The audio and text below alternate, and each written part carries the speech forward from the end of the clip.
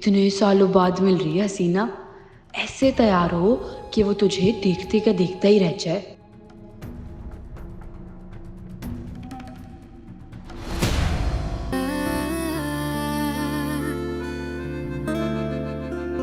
मेरा हो गया जो भी। टीचर जी, चाय में चीनी 2 चम्मच लेते हैं आज भी, या फिर?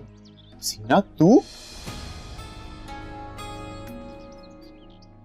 तू यहाँ क्या कर रही है? देख ले, तुझे ढूंढते ढूंढते हसीना यहाँ भी आ गई। थोड़ा भाग रहा था ना मुझसे। ओ हेलो, मैं ना यहाँ पे पढ़ने के लिए आया था, अपना मुस्तकबिल बनाने के लिए, ना कि तुझसे भाग के। हाँ लेकिन तुझ जैसी के इस घर में होने पे मुझे बहुत हैरत हो रही है। या तो ये लोग बहुत ही शरीफ हैं